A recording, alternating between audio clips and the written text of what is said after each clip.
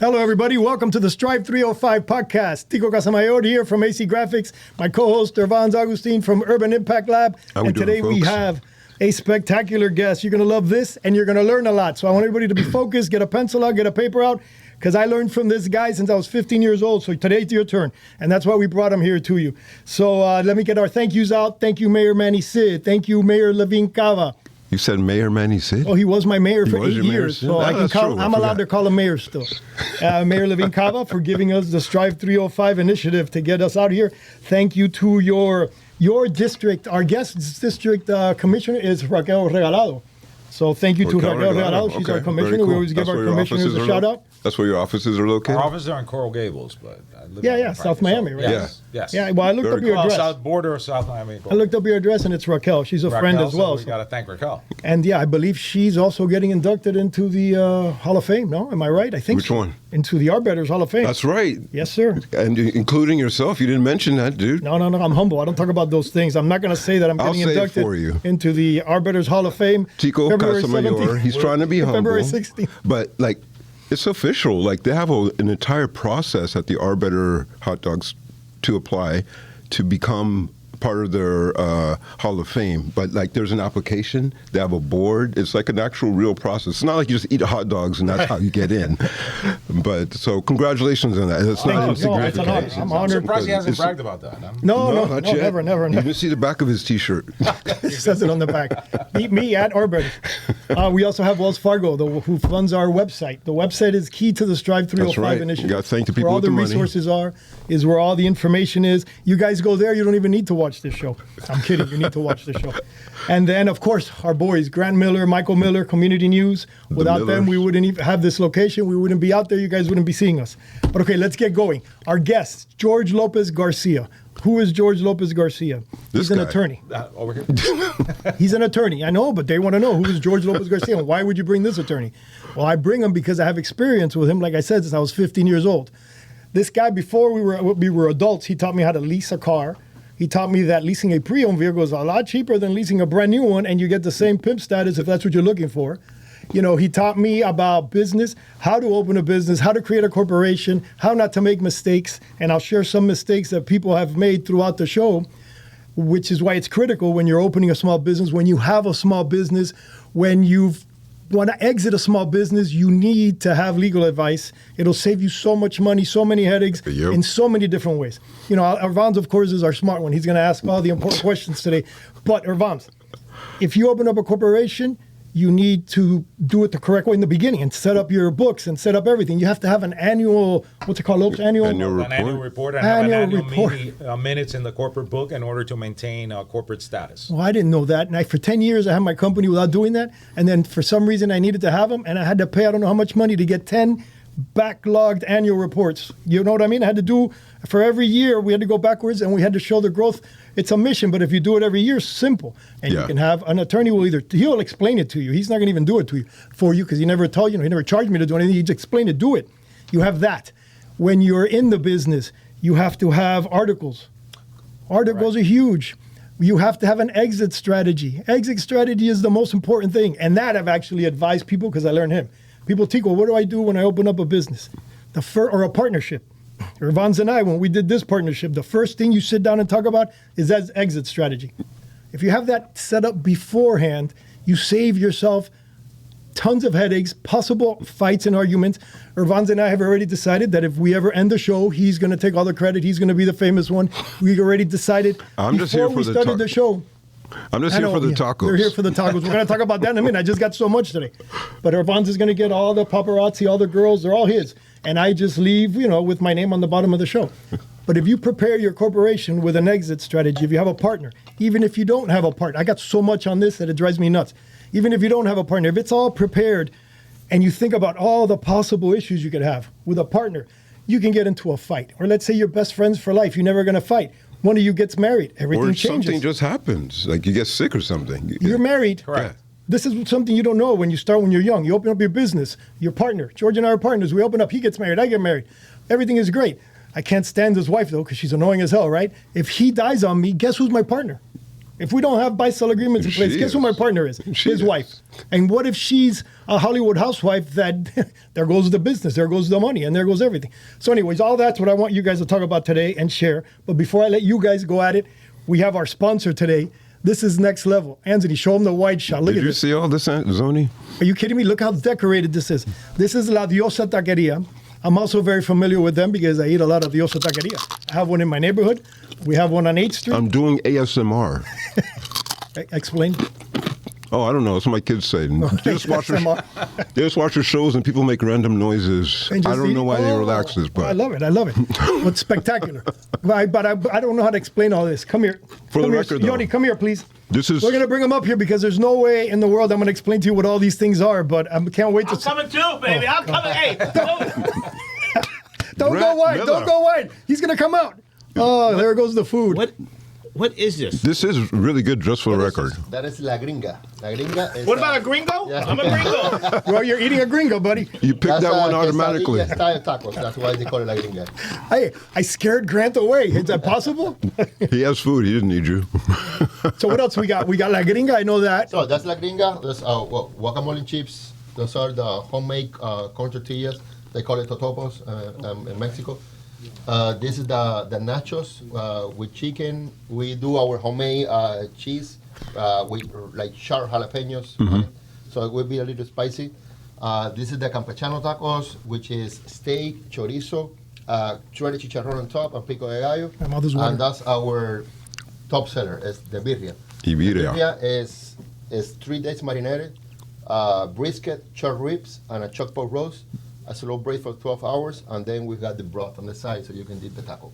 Oh, crap. What's that one? That's la gringa as well. That's the gringa. They're both gringas? Yeah. And what's Yeah. inside the gringa? La gringa al pastor. So Which you can do la gringa with any protein, but we do it al pastor. Which is the grandma one? The recipe. The thing is, our first location, we opened on 8th Street.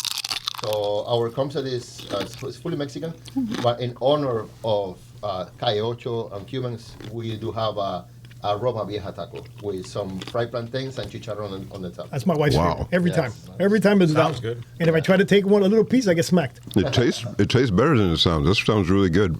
And we were just... The thing is that everything is homemade. We work with local providers, and then our prep ladies from Oaxaca, Mexico, so she had the recipe on point. Wow. Spectacular. Quickly, 2 locations. Where are they at? Where are you One located? in Calle Ocho, one in Miami Lakes. The one in Calle Ocho is like 1 block away from Versailles y La Carreta. So you have your Awesome. Mexican, you get your cortadito afterwards, you're ready for the day. Spectacular. And in Miami Lakes, it's the old Beverly Hills location Yeah. in Miami Oh, Lakes. okay. Yeah, it used to be in Beverly Hills though. Yeah. Thanks it's so much nice. for All right, coming. get the hell out of here. We gotta milk George for information. Thank God that Irvans, you asked all the questions while I eat. All right, let's go. Let's do it. I already gave a bunch of information, but I'll let Irvans do the smart stuff and then George talk a little bit. He hates it because I never shut up. Go. Really? I didn't notice. You didn't notice after all 15 for all this time? So, first of all, thanks for coming on the show. Oh, thank you for having me. It's a pleasure being on. And what type of law do you practice? So basically, I concentrate in the areas of real estate and corporate law, Okay. which oftentimes go hand in hand in many of the different investments available here in the South Florida area. And how did you? Was it something you always knew you wanted to do?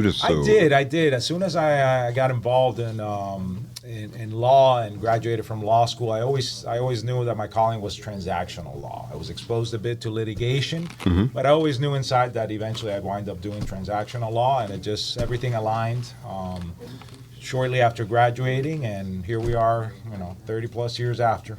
Wow. In the practice. And then, so I mean, like, you've known Tico for X amount of time. Well, usually the answer is too long, but I think we go back, as he says, to like 15 years old or so, right? Yes, and he sir. always says I'm very much older, but I'm only older by a year. But he keeps on saying. So when you're that. 15, that's a big difference. Yeah, right. But watching him evolve in his business, and then you also in your practice, what are some of the key things, like, for a small business starting out that you... Sure. Well, look, a lot of times... First 3 things you tell them. Sure. The first thing is that to start a business, you have to do your due diligence for your team before anything else. So you have to. And when you say your team, who are you referring to? I'm referring to your attorney. I'm referring to your accountant. I'm referring to a realtor, perhaps, that will be looking for business purchase opportunities or anything in that realm.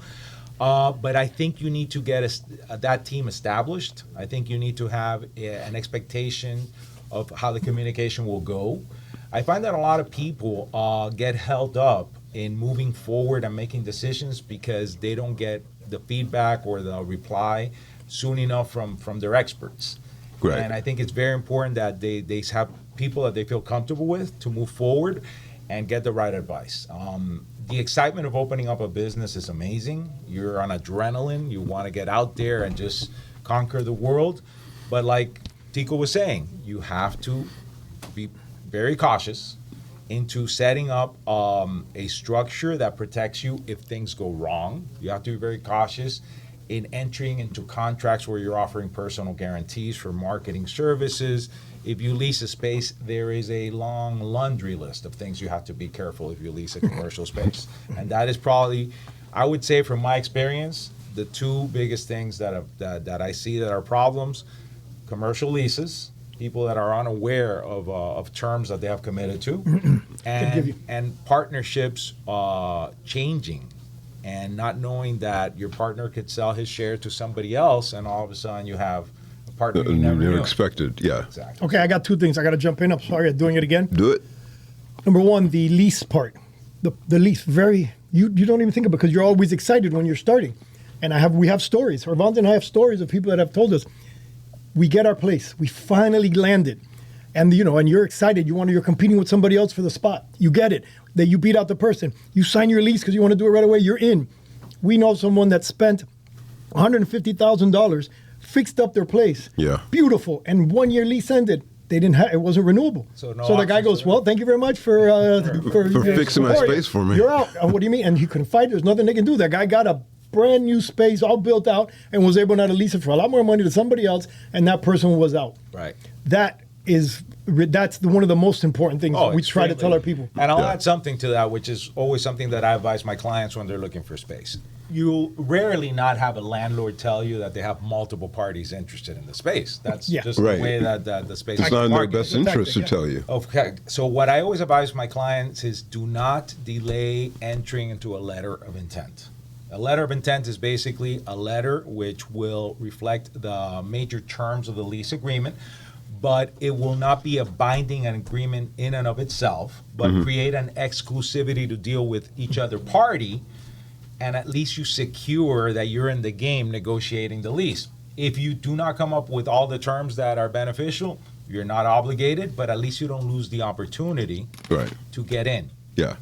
And I think that's where dragging one's feet into the letter of intent is where I've seen most of my clients lose out on spaces that they're interested in. Some people don't even know that's an option. They just think they have to sign. Exactly, and that goes back to understanding and having the right team. And having the right team. So what do you say to people, because what I've heard many times is a lot of people attorneys are too expensive, or like of course. What would you say to somebody? Well, I'll say, I mean, on a comedic thing, I mean, there's a Spanish saying that is "lo barato sale caro," and it roughly translates what is cheap usually ends up being expensive. So when you cut corners, you run that risk. And I always tell the clients the same thing: if you get away with the transaction and everything goes smoothly, and you avoided legal fees, that's great.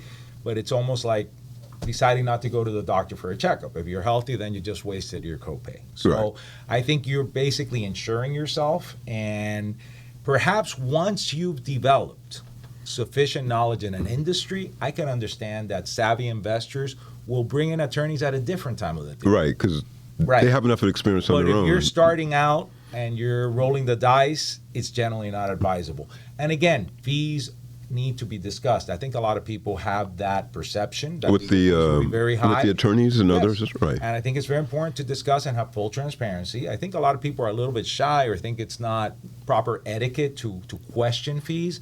It's part of a service that's being provided, and I think it should be very clear, laid out, confirmed in writing, And that way there's no doubts. Yeah, and if it doesn't suit you or meet your needs, or if you just don't work with them as an individual, you can find somebody else. It's not Correct. And I think a lot of times we, as individuals, like we defer to people who are in perceived power, like lawyers or accountants, and people just because you may not know, but they work for you. And what if someone's looking for a lawyer? What are some basic questions they should ask? Well, they should ask, in order to have correct expectations, how will the communication go? If you send the lawyer an email, when should you expect a reply? If you call them and leave a message, when should you expect a reply? And very important, once you engage the services of an attorney, particularly within a larger firm, am I going to be dealing with that particular attorney? Because many times you engage the services of the firm, right, and you are delegated to associates, which I'm not criticizing. But at least so you don't even get to talk to the person that you end up talking to. Many times that could happen, and you simply deal with the assistants and never deal with the attorney that you thought you were going to be dealing with on a consistent basis. And why would that make a difference? That makes a difference because usually the attorney you dealt with initially has more experience, right, and you had some type of relationship going in. While maybe the parties that come in afterwards may not be up to speed on the transaction, may not have the years of experience, and the expectations of communication were not discussed with them in particular. Right. You discussed them with another. So they could be just making different decisions or informing you incorrectly because they don't have the full context as you. Correct. Very interesting. And for people who have been in business for a while, what is something that, like I've been in business 12 years. How long have you been in business, Tico? I'm not saying. Can you say this publicly? I think you can plead the fifth. I'm in denial. More than 20 years, I'll say. So, with some people like us who do have some experience in business, what is something that we take for granted about lawyers and others? Sure. Because I have a lawyer that I had, but I didn't reach out as often as I could, and that's what I'm getting at. Is like many times, like you don't realize you can and should be asking these questions, and you just keep doing things yourself, and then you find out later that I could have just asked my attorney. But like, what are some common things or things on average that business people feel like they don't have to do on their own that they can engage an attorney about? Look, I'll explain to you. If you're a business, you're leasing out a space, you're going to have renewals come up. So those are going to be legal documents that are binding. I think a lot of existing business owners will just sign them without really knowing what they're signing. I think it's good to be aware. I think what Tico mentioned earlier is probably the clause that gets left out of most contracts, and it has to be the out clause. Business is ever changing. It's consistently in motion. You don't know if you need to grow. You don't need to know if you need to, shrink back your staff and get a smaller space. So you have to make sure that there's a way that you have that option available.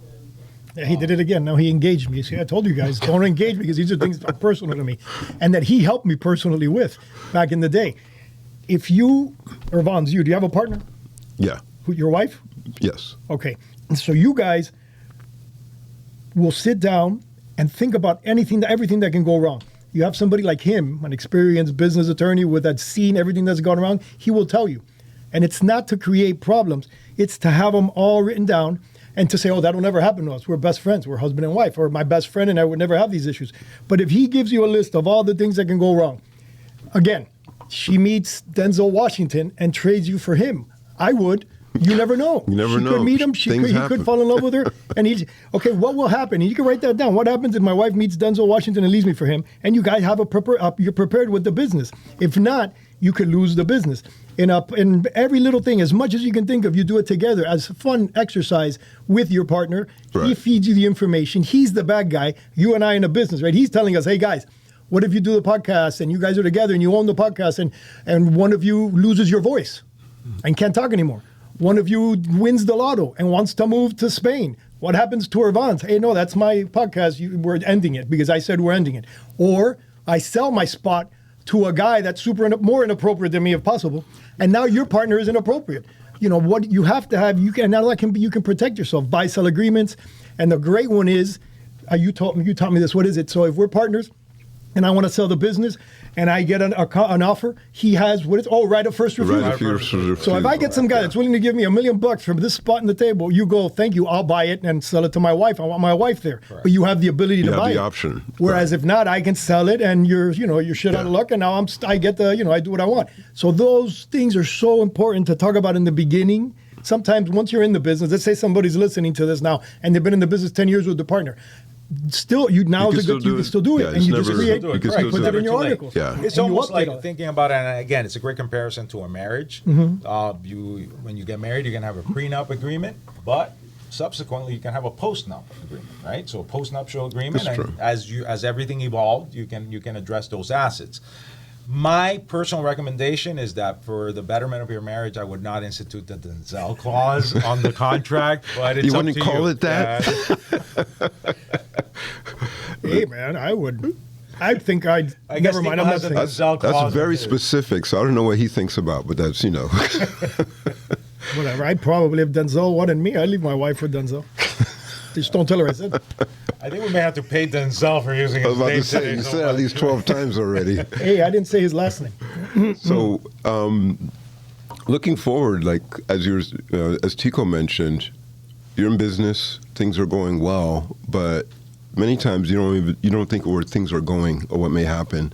How does a business plan for an exit strategy or for? Of course. Well, the business has to see where it's at. It has to have, again, the concept of a business plan. It has to be constantly evolving. So the business plan that you have going in is not the same as you have in year 5, year 10, year 15, year 20. So recognizing what you're targeting is very important. Now, recognizing what value you've created is very important. Because a lot of business owners think that, other people sell their businesses, I can't sell my business. Most businesses have some type of value that is a commodity that somebody's willing to buy and pay for. So I think if you're further in already, established, I think you have to take a look at that. You have to take a look at retirement products. I think a lot of the times we spend our lives worrying about today's expenses and not worried about putting money away for the future. I think you have to meet with a financial planner and see about the 401k or see about the IRAs and ways that you can start creating almost like a quasi-retirement while still being active.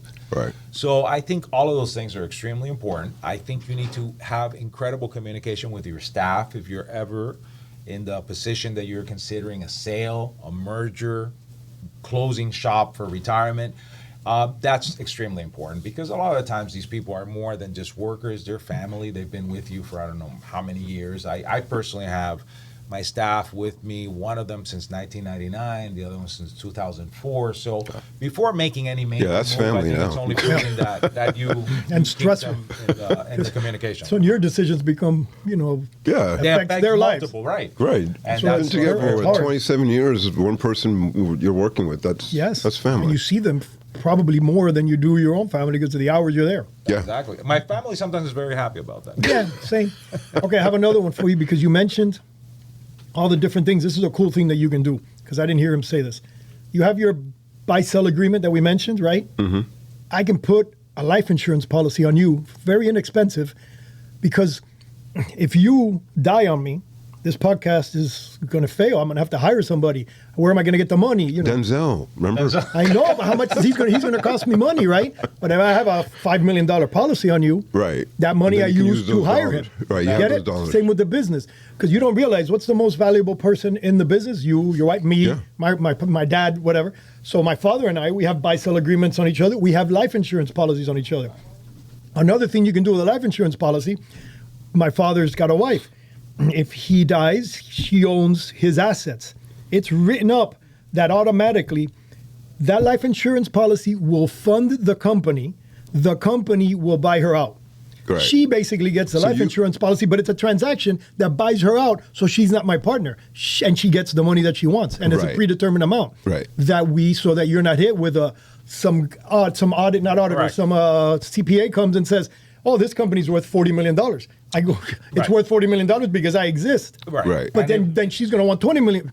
So all that can be Right. predetermined. And if you don't have a number, at least you have a formula. Right. in place to get to Right. that number, and that's very important. Now, if you guys ever do that he gets the policy on you, I wouldn't go to the parking lot. But I would, Yeah, that's the I can run faster than him. It's okay. You got to be. The only thing is you can't take out a policy that's more valuable to me than you, because then I'm going to prefer you be dead. So that's where you balance out. You know. We're projecting, dude. We're projecting. yeah, know, $5 I know. million was an ambitious amount, I thought, but hey, I'm just saying. We work for food. Do you see this? Pretty We sure. work for I'm pretty food. sure Grant Miller's got policies on us, because without us, his podcast business will go just right down the toilet. So, just so you know. Where's the raffle that we get free Mexican food for the rest of the? I don't know, but I've never eaten so much in a shoot. You guys are, Yeah, I'm trying to you've hide been it, eating all the but time. Anthony's a little, I'm not going to say shit because about what, but he's a little shit because he keeps putting me every time I stick. When I go, he puts me on camera.